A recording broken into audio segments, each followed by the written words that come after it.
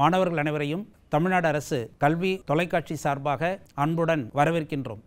இன்றைய தினம் ஒரு வியாபார நிறுவனத்தில் இருக்கக்கூடிய சரக்குகளை எவ்வாறு மதிப்பீடு செய்யப்படுகிறது என்பதை பற்றி நாம் படிக்க இருக்கலாம். சரக்கு என்பது ஒரு வியாபார நிறுவனத்தில் இருக்கக்கூடிய முக்கியமான நடப்பு சொத்துக்களில் ஒன்று.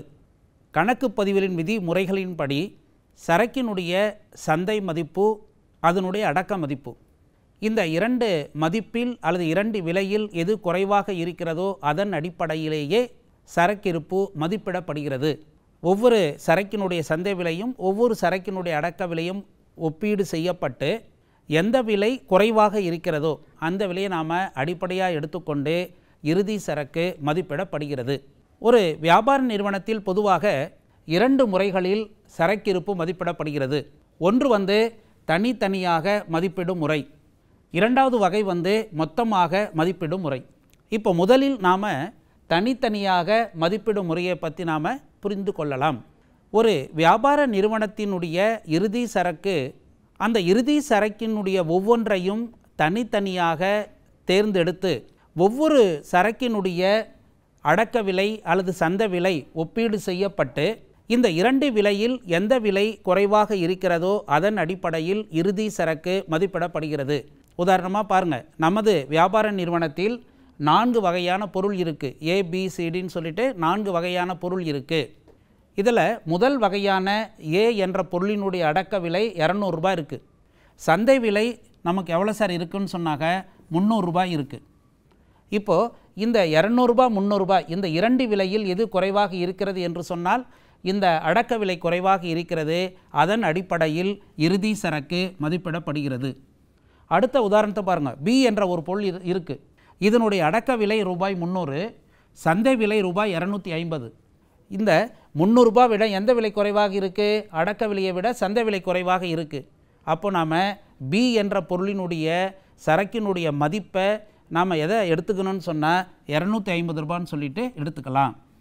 மூன்றாவது வகையான பொருள் பாருங்கள். C என்ற பொருளினுடைய அடக்க விலை 550 ரூபாய் இருக்குது.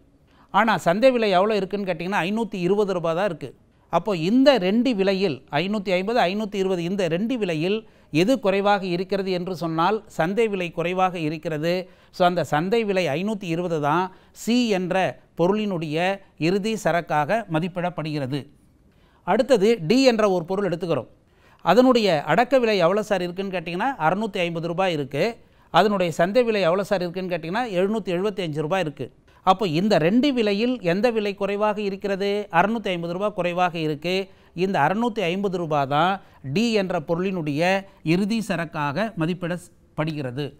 அப்போ ஒவ்வொரு பொருளையும் நாம் தனித்தனியாக தேர்ந்தெடுத்து ABCDன்னு சொல்லிட்டு தனித்தனியாக எடுத்து ஒவ்வொரு வகை பொருளினுடைய அடக்க விலை சந்தை விலை ஒப்பீடு செய்யப்பட்டு இந்த இரண்டு விலையில் எது குறைவாக இருக்கிறதோ அதன் அடிப்படையில் இறுதி சரக்கு மதிப்பிடக்கூடிய ஒரு முறையை தான் நம்ம என்ன சொல்கிறோம்?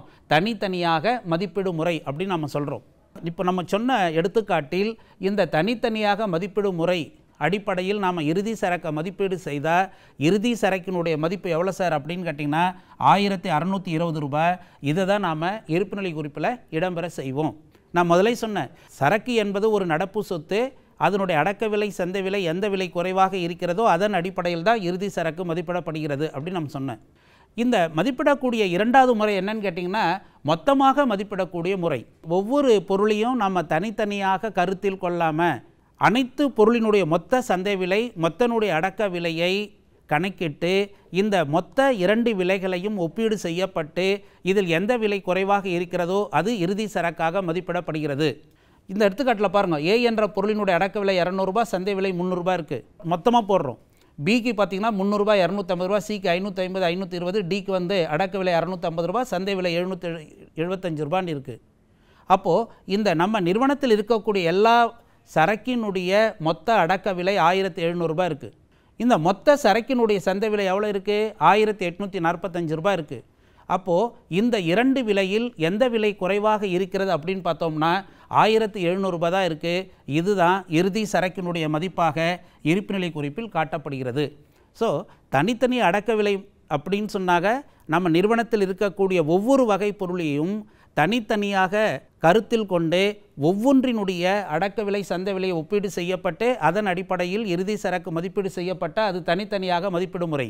மொத்த முறை என்பது ஒவ்வொரு பொருளையும் நம்ம தனித்தனியாக எடுத்துக்காம மொத்த சரக்குகளினுடைய அடக்க விலை, மொத்த சரக்குகளினுடைய சந்தை விலையை அறிந்து இந்த இரண்டு விலையில் எது குறைவாக இருக்கிறதோ அதன் அடிப்படையில் இறுதி சரக்கு மதிப்பீடு செய்யப்பட்டால் அதற்கு பேர் தான் மொத்தமாக மதிப்பிடும் முறை. அடுத்து நம்ம பார்க்கக்கூடியது சரக்கினுடைய அடக்க மதிப்பை எவ்வாறு நாம் கண்டுபிடிக்கலாம். ஒவ்வொரு வியாபார நிறுவனத்திலும் ஒவ்வொரு விதமான முறையை பின்பற்றி அடக்க விலை மதிப்பிடப்படுகிறது. பொதுவாக வியாபார நிறுவனங்களில் பின்பற்றப்படுகின்ற கணக்கிடப்படுகின்ற அடக்க விலை முறையை இப்போ நாம் பார்க்குறோம். முதலில் நாம் பார்க்கக்கூடிய ஒரு முறை அலகு செலவு முறை அல்லது அசல் விலை முறை அப்படின்னு ஒரு முறையை பற்றி நம்ம படிக்கலாம். இதன்படி அந்த வியாபார நிறுவனத்தில் இருக்கக்கூடிய இறுதி சரக்கு ஒவ்வொரு சரக்கினுடைய விலை என்னவாக இருக்கிறதோ அந்த விலையை அடிப்படையாக கொண்டு இறுதி சரக்கு மதிப்பிடப்படுகிறது. ஒரு எடுத்துக்காட்டு நம்ம சொல்லியிருக்கோம். ஜனவரி மாதம் 1ஆம் தேதி கொள்முதல் 100 அலகுகள் ரூபாய் 1 வீதம் நாம் வாங்கியிருக்கோம். 2ஆம் தேதி 200 அலகுகள் ரூபாய் 2 வீதம் கொள்முதல் செஞ்சுருக்கோம். 3ஆவது தேதி 300 அலகுகளை ரூபாய் 3 வீதம் நாம் கொள்முதல் செய்திருக்கோம். 4ஆம் தேதி நாம் வழங்கக்கூடிய சரக்கினுடைய எண்ணிக்கை 200 அலகு இருக்குது. இப்போது நாம் கொடுக்கக்கூடிய சரக்கு எந்த மதிப்பில் கொடுப்போம், இறுதி சரக்கு எந்த அடிப்படையில் தீர்மானிக்கப்படுகிறது என்பதை இப்போ நம்ம பார்க்கலாம். இப்போ உதாரணமாக ஜனவரி மாதம் 1ஆம் தேதி எவ்வளோ சரக்கு நம்ம வாங்கியிருக்கோன்னு சொன்னால் 100 அலகுகள் வாங்கியிருக்கோம். ஒரு சரக்கினுடைய விலை 1 ரூபாய். அப்போ 100 × 1 எவ்வளோன்னு கேட்டிங்கன்னா 100 ரூபாய். அப்போது இந்த முதல் தேதி அன்றைக்கு நமது நிறுவனத்தில் இருக்கக்கூடிய இறுதி சரக்கினுடைய மதிப்பு 100 அலகுகள். அதனுடைய மதிப்பு எவ்வளோ சார் அப்படின்னு கேட்டிங்கன்னா 100 ரூபாய். அடுத்தது பாருங்கள், 2ஆம் தேதி நாம் கொள்முதல் செய்கிறோம். 200 அலகுகளை கொள்முதல் செய்கிறோம். அலகினுடைய விலை எவ்வளோன்னு கேட்டிங்கன்னா 2 ரூபாய். அப்போ 200 × 2 பிரிக்கினா எவ்வளோ மதிப்புள்ள சரக்கை நம்ம கொள்முதல் செஞ்சுருக்கோம்? 400 ரூபாய் மதிப்புள்ள சரக்கை கொள்முதல் செய்திருக்கோம். அப்போது இறுதி சரக்கினுடைய மதிப்பு என்னன்னு கேட்டிங்கன்னா 100 அலகுகள் 1 ரூபாய் ஏற்கனவே கொடுத்து வாங்கியிருக்கோம். அதனுடைய விலை 100 ரூபாய். 200 அலகுகள் 2 ரூபாய் வீதம் வாங்கியிருக்கோம்.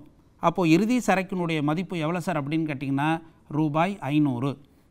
100 × 1 100 ரூபாய், 200 × 2 400 ரூபாய். இப்போ 2 சேர்த்து எவ்வளோ வந்துடும்? 500 ரூபாய். அப்போ 2ஆம் தேதி அன்னைக்கு நம்ம நிறுவனத்தில் இருக்கக்கூடிய சரக்கு 500 ரூபாய். அடுத்தது 3ஆம் தேதி பார்த்திங்கன்னா கொள்முதல் எவ்வளோ செய்திருக்கோம்? 300 அலகுகள் கொள்முதல் செய்திருக்கோம்.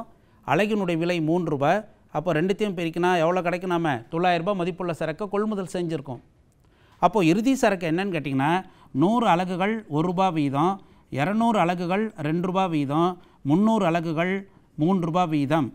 அப்போ எவ்வளோ வரும்? 100 × 1 100 ரூபாய், 200 × 2 400 ரூபாய், 3 × 300 900 ரூபாய். அப்போ இறுதி சரக்கினுடைய மதிப்பு 3ஆம் தேதி எவ்வளோ அப்படின்னு கேட்டிங்கன்னா 1400 ரூபாய் கிடச்சிரும். இப்போ நம்ம என்ன பண்ணுறோம்? 5ஆம் தேதி நிறுவனத்துக்காக 200 மதிப்புள்ள அலகுகளை சரக்கு வாங்குறோம் இல்லைங்களா? 200 ரூபாய் போட்டணும் அளிப்பு. அப்போது முதலில் எவ்வளோ மதிப்பு இருக்குது? நம்ம 100 அலகுகள் 1 ரூபாய் வீதம் இருக்குது, அதில் கொடுத்துடலாம். மீதி இதிலேருந்து இருக்கக்கூடிய ஒரு 100 அலகுகளை எடுத்து கொடுத்துடலாம். அப்போ 200ல் 100 × 1 1 ரூபாய். மீதி இதிலேருந்து நம்ம கொடுக்க போகிறோம் 100 × 2 2 ரூபாய். 100 × 1 100, 100 × 2 200 ரூபாய். அப்போது இறுதி சரக்கினுடைய மதிப்பு எவ்வளோ வரும்? இந்த 100 ரூபாய் மதிப்புள்ள சரக்கை நம்ம முழுமையாக கொடுத்துட்டோம். இந்த 200 சரக்கில் 100 சரக்கை கொடுத்துட்டோம், 100 அலகுகளை கொடுத்துட்டோம். அப்போ மீதி எவ்வளோ இருக்குது நம்ம கையில்? 100 அலகுகள். விலை எவ்வளோ அப்படின்னு கேட்டிங்கன்னா 2 ரூபாய்.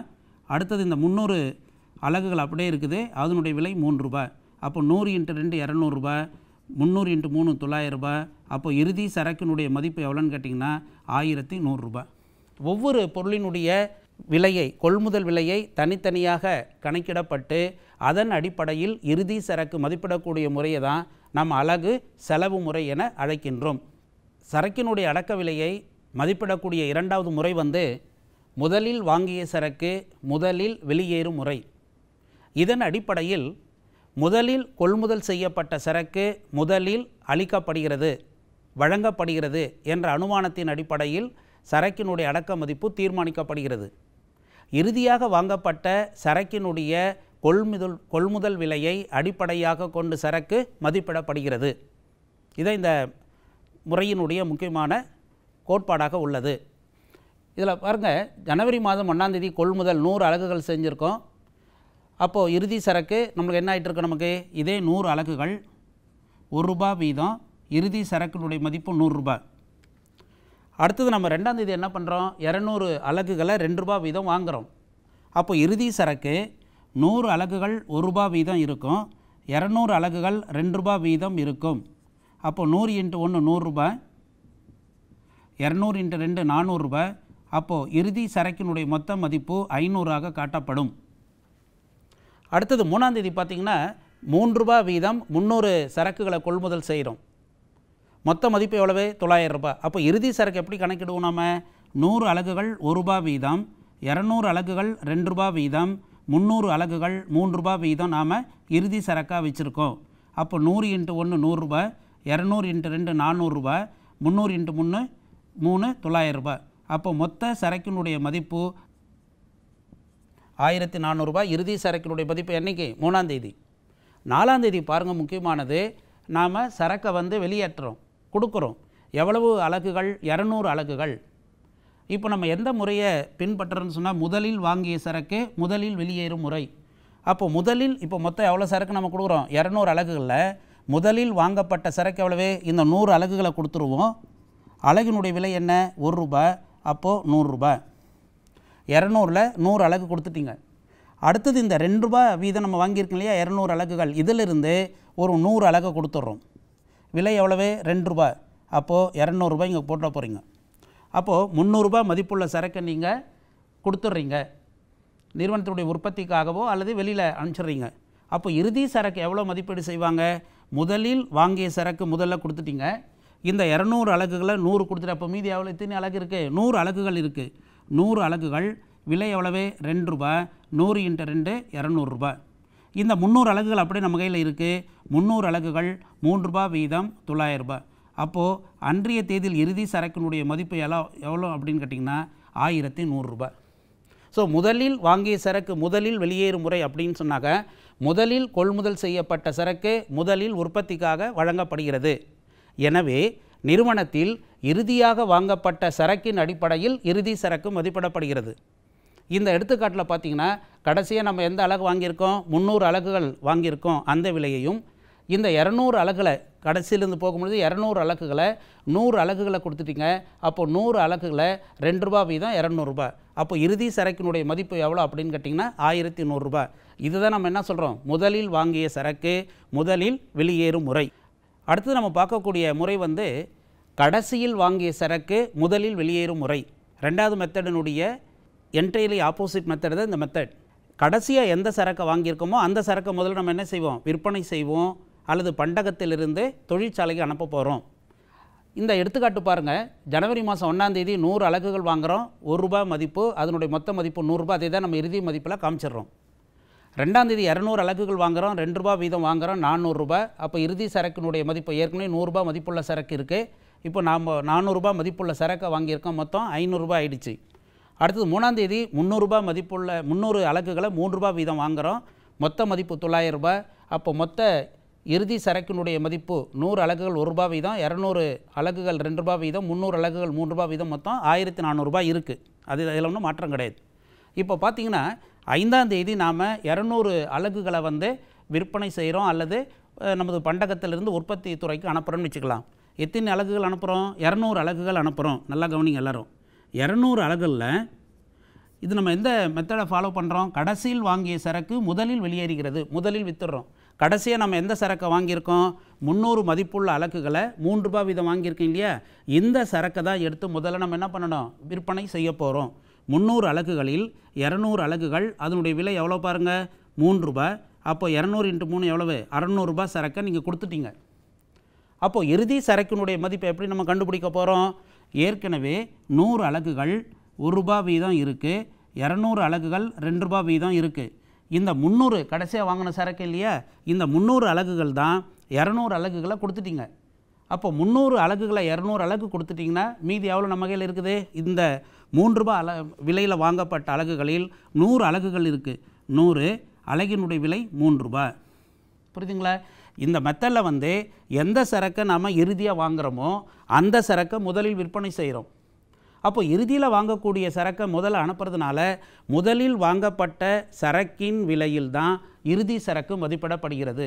இப்போ 100 × 1 100 ரூபாய், 200 × 2 400 ரூபாய், 100 × 3 300 ரூபாய். அப்போது இறுதி சரக்கினுடைய மதிப்பு எவ்வளோ சார் அப்படின்னு கேட்டிங்கன்னா 100 ஒரு 400 ஒரு 300 டோட்டல் வந்து எவ்வளோன்னு கேட்டிங்கன்னா 800 வந்துடும், 800 ரூபாய். அப்போது இந்த மெத்தடில் அதாவது கடைசியில் வாங்கிய சரக்கு முதலில் வெளியே செல்லக்கூடிய முறையில் இறுதி சரக்கினுடைய மதிப்பு எவ்வளவாக கணக்கிடப்படுகிறது என்று சொன்னால் ரூபாய் 800ஆக மதிப்பிடப்படுகிறது. இது வந்து நாம் பார்க்கக்கூடிய 3வது மெத்தட். அடுத்து நம்ம பார்க்கக்கூடியது அடிப்படை சரக்கிருப்பு முறையில் நாம் அடக்க மதிப்பை எவ்வாறு கணக்கிடப் போகின்றோம் என்பதை பற்றி நாம் பார்க்க போகிறோம். இந்த முறையில் பார்த்திங்கன்னா ஒவ்வொரு வியாபார நிறுவனத்திலும் குறிப்பிட்ட அளவு சரக்கு வந்து கையிருப்பாக வைத்திருக்க வேண்டும் என்பது ஒரு மரபு. ஏன்னா நம்ம நிறுவனத்தில் திடீரென்று கச்சா பொருள் பற்றாக்குறை ஏற்பட்டால் நம்மளுடைய உற்பத்தி பாதிக்கும், உற்பத்தி செய்யக்கூடிய நிறுவனங்களில். ஆகவே உற்பத்தி நிறுவனங்கள் என்ன பண்ணுவாங்க, கச்சா பொருளினுடைய வாங்கி வைத்திருக்கும் பொழுது ஒரு குறிப்பிட்ட அளவு சரக்கு வந்து நம்மளுடைய கிடங்களை வந்து கண்டிப்பாக இருக்கணும், கையிருப்பாக இவ்வளவு அழகு இருக்கணும்னு சொல்லிட்டு நிர்வாகம் முடிவு செய்திருக்கோம். அவ்வாறு நிர்வாகத்தினால் தீர்மானிக்கப்பட்ட ஒரு அழகு தான் நம்ம என்ன சொல்கிறோம், அடிப்படை சரக்கு இருப்புன்னு சொல்கிறோம். இந்த அடிப்படை சரக்கு இருப்பை வந்து ஏற்கனவே தீர்மானிக்கப்பட்ட விலையில் மதிப்பிடப்படுகிறது.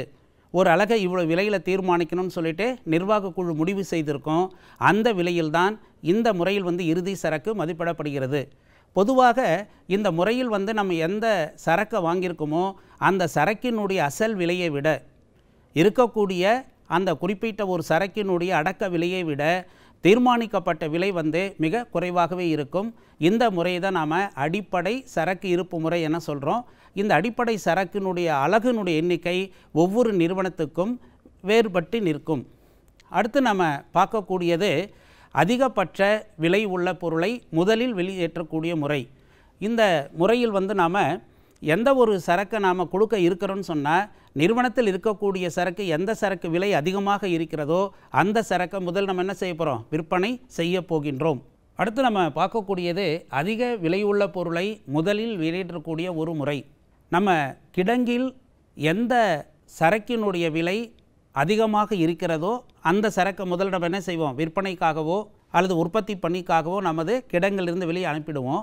எந்த விலை குறைவாக இருக்கிறதோ அல்லது எந்த அலகு குறைந்த விலையில் வாங்கப்பட்டதோ அந்த விலையை அடிப்படையாக கொண்டு இறுதி சரக்கு மதிப்பிடப்படுகிறது.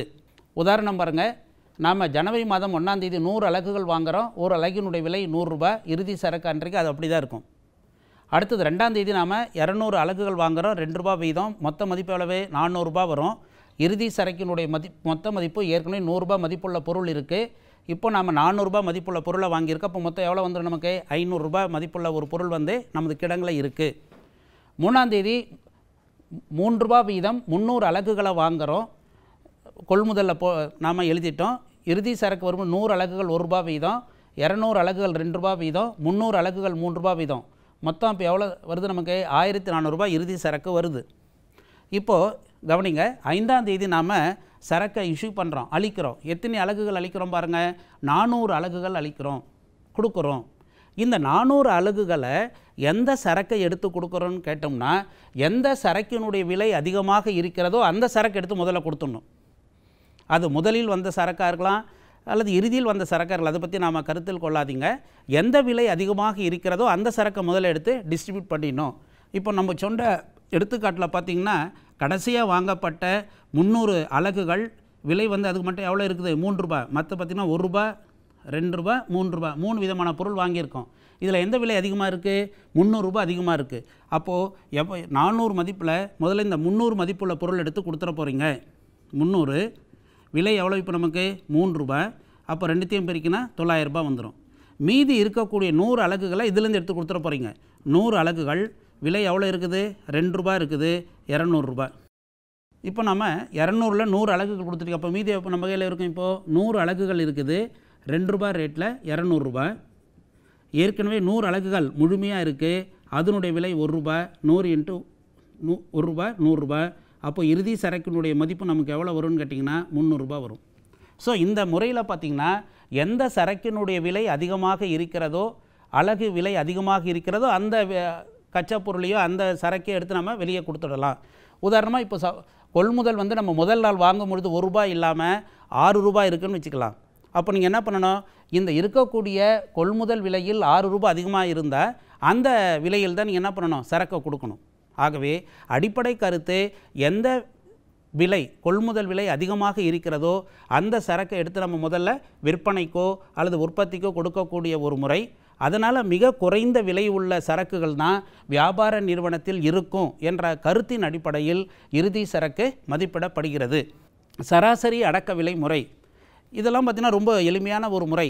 சராசரி அடக்க விலை முறை என்பது நாம் வெவ்வேறு வகையான பொருள்களை வெவ்வேறு விலையில் வாங்கும் பொழுது இந்த சராசரி அடக்க விலை முறை பயன்படுத்தப்படுகிறது. எந்தெந்த விலையில் பொருளை நாம் கொள்முதல் செய்திருக்கோமோ அந்த விலையினுடைய சராசரி விலையை அடிப்படையாக கொண்டு இறுதி சரக்கு மதிப்பிடக்கூடிய முறை தான் இந்த முறை. இந்த சராசரி அடக்க விலை முறை என்பது 2 முறைகளில் கையாளப்படுகிறது அல்லது கணக்கிடப்படுகிறது. ஒன்று வந்து எளிய சராசரி விலை முறை, ரொம்ப சிம்பிளாக இருக்கும். உதாரணமாக இந்த எடுத்துக்காட்டு பாருங்கள். நாம் கொள்முதல் செஞ்சுருக்கோம் 3 நாள், 1ஆம் தேதி 2ஆம் தேதி 3ஆம் தேதின்னு சொல்லிட்டு கொள்முதல் செஞ்சுருக்கோம். 3ஆம் தேதி அன்றைக்கி நாம் பார்க்கும் பொழுது 100 அலகுகள் ₹1 வீதம் இருக்குது, 200 அலகுகள் ₹2 வீதம் இருக்குது, 300 அலகுகள் ₹3 வீதம் இருக்குது. அப்போ இறுதி சரக்கினுடைய மதிப்பு ₹1400. இப்போ நம்ம 5ஆம் தேதி நம்ம என்ன பண்ணுறோம், இஷ்யூ பண்ணுறோம், அளிக்கிறோம். எவ்வளோ அலகுகளை நம்ம விற்பனை செய்கிறோன்னு சொல்லலாம், 550 அலகுகளை கொடுக்குறோன்னு வச்சுக்கலாம். குடோனை விட்டு வெளியே போகுதுன்னு வச்சுக்கலாம். இதை நம்ம எப்படி கண்டுபிடிக்கிறோம், விலை எப்படி கண்டுபிடிக்கிறோன்னு சொன்னால் இதனுடைய சராசரி விலை. இப்போ இந்த 100 அலகுகள், 200 அலகுகள், 300 அலகுகள், இதிலிருந்து தான் நம்ம 550 அலகு எடுத்து கொடுக்க போகிறோம். அப்போது சராசரி விலை என்ன பாருங்கள், ₹3 + ₹2 + ₹1. கவனிங்க, 3 + 2 + 1, 3 + 2 5 + 1 6. இது 6 வந்து 3ஆல் வகுத்திங்கன்னா சராசரி எவ்வளோ வரும்னு கேட்டிங்கன்னா ₹2 வரும். அப்போ நம்ம அளிக்கக்கூடிய பொருளினுடைய விலை எவ்வளோ சார் அப்படின்னு கேட்டிங்கன்னா ₹2. 550 அலகுகள் கொடுக்குறீங்க. இப்போ சராசரி விலை எவ்வளோ, இப்போ நமக்கு ₹2. அப்போது எவ்வளோ சார் வரும்னு கேட்டிங்கன்னா ₹1100 வந்துடும். ₹1100 மதிப்புள்ள சரக்கை எடுத்து நாம் இஷ்யூ பண்ணுறோம். அப்போ இறுதி சரக்கு நமக்கு எவ்வளோ இருக்குதுன்னு கேட்டிங்கன்னா மீதி 50 அலகுகள் இருக்கும். அதனுடைய விலை வந்து இந்த விலையை நீங்கள் எடுத்துக்கலாம், ₹3 வீதம். 50 × 3 ₹150 இறுதி சரக்காக மதிப்பீடு செய்வாங்க. ஸோ இந்த முறையில் பார்த்திங்கன்னா சராசரி அடக்க விலை என்பது நம்ம கையில் எவ்வளவு சரக்கு அல்லது எந்த விலையில் நம்ம சரக்கை வாங்கியிருக்கோமோ அந்த விலையினுடைய சராசரி விலையை அறிந்து அதன் அடிப்படையில் இறுதி சரக்கு மதிப்பிடப்பட்டால் அந்த குறிப்பிட்ட ஒரு முறை தான் நம்ம என்ன சொல்கிறோம், சராசரி அடக்க விலை முறையில் எளிய சராசரி முறைன்னு சொல்கிறோம். இதுலேயே 2வது நாம் பார்க்கக்கூடிய முறை என்னன்னு பார்த்தோம்னா எடை அடிப்படையிலான சராசரி விலை. அப்போ என்ன அர்த்தம், நம்ம மொத்தம் எவ்வளவு சரக்கு நம்ம கையில் இருக்குது அந்த குறிப்பிட்ட ஒரு சரக்கினுடைய அலகையும் அதனுடைய விலையையும் அடிப்படையாக கொண்டு இதில் ஈஸியாக கொடுத்துருக்காங்க பாருங்கள். இப்போ உதாரணமாக பாருங்கள், 3ஆம் தேதி அன்றைக்கி நம்ம கையில் எவ்வளோ பொருள் இருக்குது, ₹1400 இருக்குது. இதை நம்ம 6ஆல் டிவைட் பண்ணுறோன்னு வச்சு 3 + 2 + 1 6ஆல் டிவைட் பண்ணிங்கனாக்க எந்த ரேட்டு வருதோ அந்த குறிப்பிட்ட ஒரு விலையின் அடிப்படையில் தான் இறுதி சரக்கு மதிப்பிடப்படுகிறது. திரும்பவும் சொல்கிறேன், ரெண்டுத்துக்குள்ள என்ன வித்தியாசம்னு கேட்டிங்கன்னா எளிய சராசரி முறையில் ஒவ்வொரு அலகினுடைய விலையை நாம் கண்டுபிடிச்சி அதனுடைய சராசரி விலையில் நம்ம சரக்கு கொடுக்குறோம். இந்த எடை அடிப்படையிலான சராசரி விலை முறையில் நம்ம நிறுவனத்தில் இருக்கக்கூடிய மொத்த சரக்கினுடைய மதிப்பையும் நம்ம எந்த சராசரி விலையில் சரக்கை வாங்கியிருக்கோம் மொத்த சராசரி விலை அந்த விலையால் வகுத்தோம்னா நமக்கு ஒரு அலகினுடைய விலை கிடச்சிரும். அதன் அடிப்படையில் இறுதி சரக்கு மதிப்பிடப்படுகிறது. அடுத்து நம்ம பார்க்கக்கூடியது வந்து நிலையான அடக்க விலை முறை. நிலையான அடக்க விலை முறை என்பது ஏற்கனவே தீர்மானிக்கப்பட்ட ஒரு விலையின் அடிப்படையில் இறுதி சரக்கு மதிப்பிடப்படுகிறது. நம்மளுடைய நிர்வாகத்தினுடைய முடிவின்படி ஒவ்வொரு ஆண்டிலும் இவ்வளவு சரக்கு நம்மளுடைய நிறுவனத்தில் இருந்துச்சுன்னு சொன்னால் இந்த விலையில்தான் நாம் மதிப்பீடு செய்யப்பட வேண்டும் என்று ஒரு விலையை தீர்மானிப்பாங்க. அந்த விலையினுடைய அடிப்படையில் இறுதி சரக்கு மதிப்பிடப்படுகிறது. அடுத்து நம்ம பார்க்கக்கூடிய முறை வந்து சரி கட்டப்பட்ட விற்பனை விலை முறை. நிறுவனத்தில் விற்பனை ஆகாமல் நமது பண்டகத்தில் இருக்கக்கூடிய இருப்பு சரக்குகள் விலை தற்பொழுது என்ன விலையில் விற்பனை செய்யப்பட வேண்டுமோ அல்லது தற்பொழுது நம்மிடத்தில் இருக்கக்கூடிய சரக்கினுடைய விற்பனை விலை என்னவோ அந்த விற்பனை விலையை கணக்கிடப்பட்டு அதிலிருந்து நாம் எந்த அளவுக்கு லாபத்தை எதிர்பார்க்கின்றோமோ இந்த சாதாரண லாபத்தோடு விநியோகிப்பதற்காக இந்த சரக்கினை நாம் வெளிநபர்களுக்கு கொடுப்பதற்காக அல்லது விற்பனை செய்வதற்காக நாம் எவ்வளவு செலவு வந்து மேற்கொள்ள போகின்றோம் என்பதை தோராயமாக கணக்கிட்டு நம்மளுடைய சரக்கினுடைய விற்பனை விலையிலிருந்து இந்த செலவினத்தை கழித்த பின் வரக்கூடிய ஒரு தொகையே இறுதி சரக்காக மதிப்பிடப்படுகிறது. இப்போ நம்ம நிறுவனத்தில் இருக்கக்கூடிய சரக்கினுடைய மதிப்பு 10,000 ரூபாய் இருக்குன்னு வச்சுக்கலாம். நாம் எதிர்பார்க்கக்கூடிய லாபம் 10,000 ரூபாய் மதிப்புள்ள சரக்கு விற்றோம்னா நமக்கு 1000 ரூபாய் லாபம் கிடைக்குதுன்னு வச்சுக்கலாம். ஸோ 10,000லிருந்து ஒரு 1000 கழிச்சிடணும். அப்போ எவ்வளோ நமக்கு மீதி வரும்? 10,000ல் 1000 ரூபாய் எதிர்பார்க்கக்கூடிய லாபம்னா 10,000ல் 1000 கழிச்சிட்டா மீதி எவ்வளோ வரும்? நமக்கு 9,000 ரூபாய் வருது. இந்த 9,000லிருந்து நாம் இந்த சரக்கை விற்பனை செய்வதற்காக ஒரு 1000 ரூபாய் செலவு பண்ணுறோன்னு வச்சுக்கலாம். விற்பனை செலவுக்காக ஒரு 1000 ரூபாய் செலவு பண்ணுறோம். விற்பனையாளருக்கு சம்பளம் கொடுக்கலாம், கழிவு கொடுக்கலாம், விளம்பர செலவு ஏதோ ஒன்று செய்கிறோம். அப்போ 1000 ரூபாய் செலவு ஆகும் அப்படின்னு சொல்லிட்டு நம்ம தோராயமாக தான் கணக்கிடுறோம். அப்போது திரும்பவும் 9,000லேருந்து 1000 கழிச்சிங்கன்னா அப்போ மீதி நமக்கு எவ்வளோ வரும்? 8,000 ரூபாய் வரும். அதுதான் இறுதி சரக்கினுடைய மதிப்பாக கணக்கிடப்படுகிறது. சரி கட்டப்பட்ட விற்பனை விலை முறை என்பது இந்த முறையின்படி வியாபார நிறுவனத்தினுடைய இறுதி சரக்காக எவ்வளவு சரக்கு இருக்கின்றதோ அந்த சரக்கினுடைய மதிப்பிலிருந்து அல்லது விற்பனையாகாமல் இருக்கக்கூடிய சரக்கின் மதிப்பிலிருந்து எதிர்பார்க்கக்கூடிய லாபம் இந்த சரக்கை விற்பனை செய்வதற்காக மேற்கொள்ளக்கூடிய செலவினங்கள் கழிக்கப்பட்டு மீதம் எவ்வளவு தொகை பெறப்படுகிறதோ அதுவே இறுதி சரக்காக மதிப்பிடப்படுகிறது. இந்த முறையை தான் நாம் சரி கட்டப்பட்ட விற்பனை விலை முறை என அழைக்கின்றோம். அடுத்து நம்ம பார்க்கக்கூடியது நிறுவனத்தில் இருக்கக்கூடிய சரக்கினுடைய சந்தை மதிப்பை எவ்வாறு அறிந்து கொள்ளலாம். இந்த சந்தை மதிப்பை பொறுத்த மட்டில் நம்ம 2 முறையில் அறிந்து கொள்ளலாம். ஒன்று பணமாகக்கூடிய நிகர மதிப்பு முறை. இந்த முறையில் கைவசம் உள்ள சரக்குகள் சந்தையில் விற்பனை செய்யப்படும் பொழுது சந்தை மற்றும் விற்பனைக்காக அல்லது இந்த குறிப்பிட்ட ஒரு பொருளை விநியோகம் செய்வதற்காக ஏதாவது செலவினங்கள் செய்யப்பட வேண்டும் என்றால் அந்த செலவினங்களை கழித்த பிறகு உள்ள மதிப்பீட்டை இது குறிக்கின்றது. நம்ம நிறுவனத்தில் எவ்வளவு சரக்கு இருக்குதோ, விற்பனை ஆகாமல் இருக்கோ அல்லது விற்பனைக்கு தயாராக இருக்கோ அந்த சரக்கினுடைய மதிப்பிலிருந்து இந்த சரக்கினை விற்பனை செய்வதற்காக நம்ம எவ்வளவு செய்ய போகின்றோமோ இதில் தோராயமாக கணக்கிடுறோம். ஒரு எக்ஸ்பெக்டேஷன் தான், எதிர்பார்ப்போடு இவ்வளோ செலவாகுன்னு நினைக்கிறோம். அந்த செலவினத்தை கழித்த பின்பு வரக்கூடிய ஒரு தொகை பணமாகக்கூடிய நிகர மதிப்பு முறை என அழைக்கப்படுகிறது. சந்தை மதிப்பை கணக்கிடுவதற்கான இரண்டாவது முறை மாற்று செலவு முறை அப்படின்னு சொல்லுவாங்க. இந்த மாற்று செலவு முறை என்னன்னு கேட்டிங்கன்னா, இப்போ நிறுவனத்திடம் எவ்வளவு சரக்கு இருக்கிறதோ இந்த குறிப்பிட்ட ஒரு சரக்கு நிறுவனத்தில் இல்லாமல், நிறுவனத்தில் இப்போ அந்த சரக்கே இல்லை, அந்த சரக்கை நாம் சந்தையிலுக்கு போயிட்டு மார்க்கெட்டுக்கு போயிட்டு எவ்வளவு தொகைக்கு நம்ம அந்த அளவு சரக்கை நம்ம வாங்க இருக்கின்றோமோ அந்த விலையை தான் இறுதி சரக்காக மதிப்பிடப்படுகிறது. உதாரணமாக இப்போ நம்ம நிறுவனத்தில் ஒரு 1000 அலகுகள் இருக்குதுன்னு வச்சுக்கலாம். ஒரு சின்ன உதாரணம், 1000 அலகுகள் இருக்குது. இந்த 1000 அலகுகள் இப்போ நம்ம நிறுவனத்தில் இல்லைன்னு வச்சுக்கலாம்.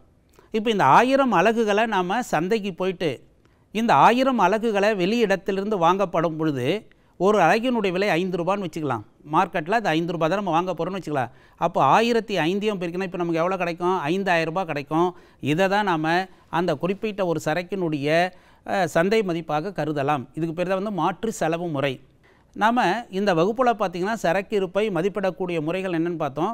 இந்த மதிப்பிடும் முறைகள் நிறைய முறைகள் சொன்னாலும் கூட ஒவ்வொரு வியாபார நிறுவனமும் தனது நிர்வாக வசதிக்கேற்ற வகையில் தனது கொள்கைகளுக்கு ஏற்ற வகையில் ஏதாவது ஒரு மெத்தடை ஃபாலோ பண்ணலாம். உதாரணமாக முதலில் முதல் வெளி செல்லக்கூடிய முறையாக இருக்கலாம், அல்லது இறுதியில் முதலில் வெளி செல்லக்கூடிய முறையாக இருக்கலாம், அல்லது அதிக விலை உள்ள பொருட்கள் முதலில் அனுப்பக்கூடிய ஒரு முறையாக இருக்கலாம், சரி கட்டப்பட்ட விற்பனை விலை முறையாக இருக்கலாம், அடக்க விலை முறையாக இருக்கலாம், சராசரி விலை முறையாக இருக்கலாம். ஸோ ஏதாவது ஒரு முறையை பின்பற்றி தான் இறுதி சரக்கு மதிப்பிடப்படுகிறது. நாம் இந்த வகுப்பையத்தோடு முடித்துக்கொள்கின்றோம். உங்கள் அனைவருக்கும் நன்றி கூறி விடைபெறுகின்றோம். நன்றி, வணக்கம்.